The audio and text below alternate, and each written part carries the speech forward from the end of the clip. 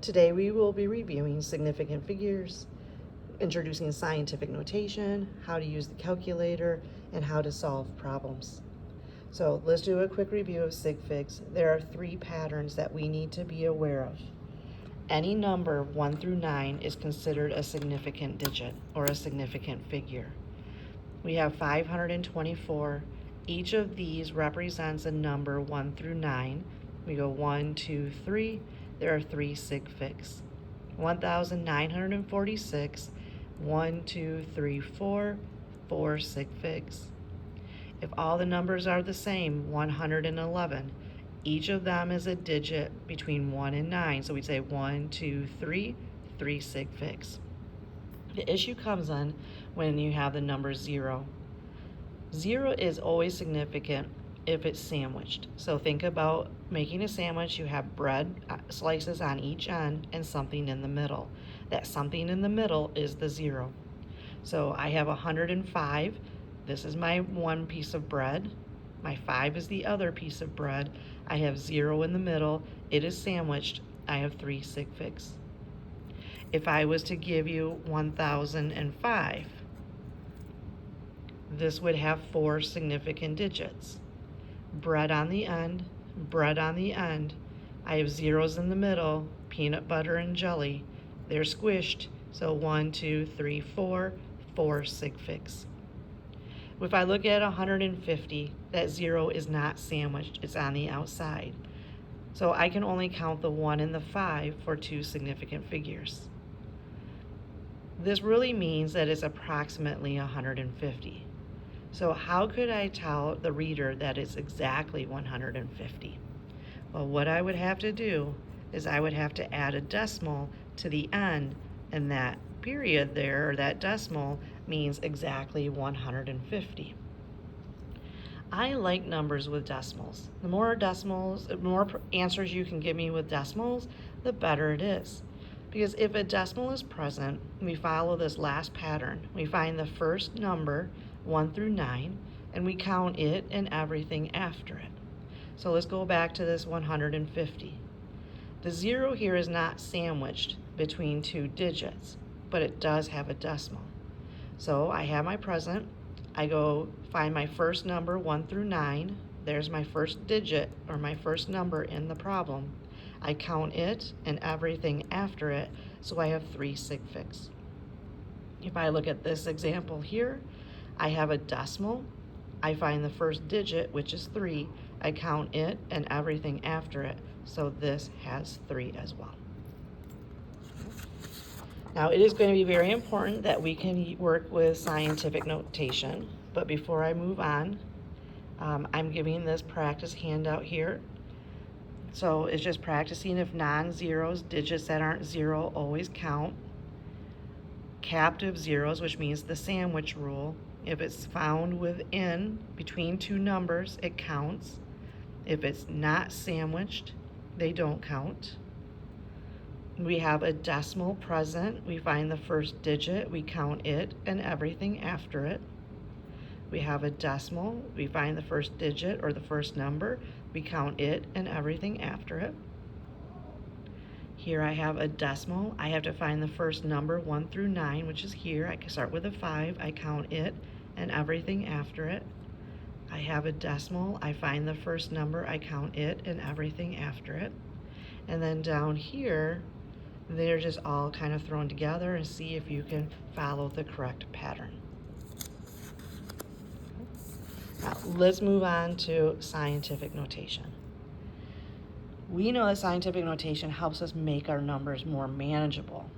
And so in order to do this, we have to have our numbers so that our number reads something like 1.0 or 9.9. It will never include 10. It will never be like a 10.0 because it can only be a single number in front of the decimal. So 1.5, 3.3, 8.7, 9.9. So if I give you a number like 5,342, this is not a number between 1 and 10. You have to make it so that it appears to be a number between 1 and 10. Right now, the decimal point is at the end of the number. It's just an understood decimal.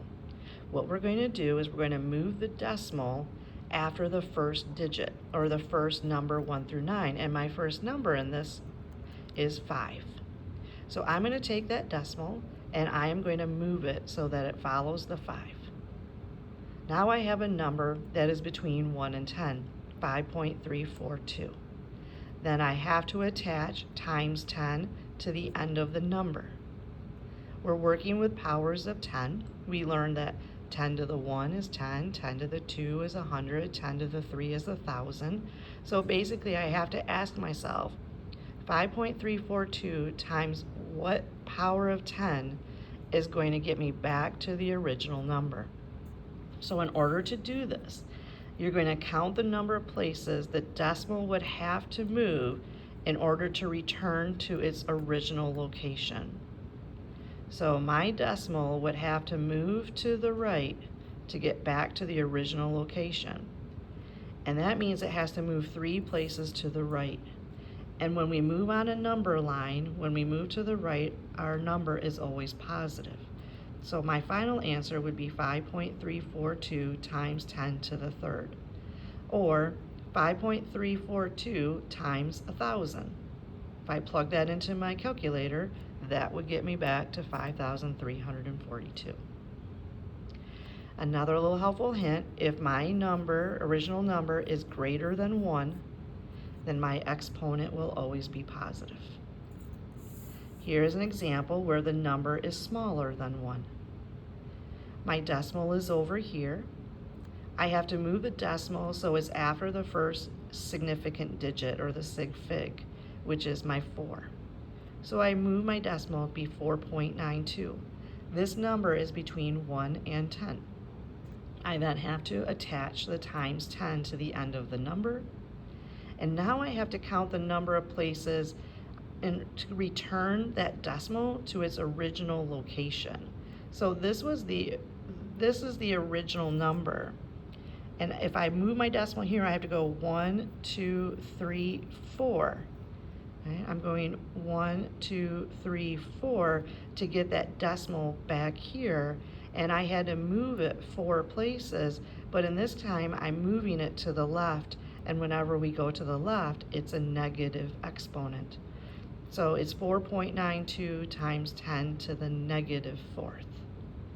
Again, if my original number is less than 1, I'm going to have a negative exponent. So we are going to practice using a calculator and getting comfortable with scientific notation. So we're going to turn her on. Oops, help if I turned it on. Okay. We are going to go up here to this mode key. When you hit mode, you're going to want to press it 3 times. We're going to work with scientific notation and norm. Norm is normal. We're going to click on 3, and I usually just choose 2. Just choose 2. This means any math problem that you do, let's do like 25 times 345, it will give you a number 8,625. But I want to put that number in scientific notation. I can use my rules here. The number is greater than 1. You know, I could do all of this, and I can do the mental math, and I could come up with what it should be. Or I could go back to mode, hit it 3 times, and now I want scientific notation. I click on 2, and it's going to ask me here, how many significant digits do I want? Well, my original numbers, and we'll talk about how to figure that out, is going to require me to have 2 sig figs. And I would put in 2, and it would give me my answer as 8.6 times 10 to the positive third. So on your paper, you would write it as your answer as 8.6 times 10 to the third. Now you're going to say, well, how did you know you needed 2 significant digits? Well, I'm going to look at my first number I punched in. There were 2 significant digits there, and there are 3 significant digits here. And the rule is when you're multiplying or dividing, your answer can only be in the fewest number of sig figs. So this has the fewest number of 2. That means my answer can only have 2 significant digits. So let's do another. I'm going to change the mode. I'm going to go back to 3. I'm going to say 2.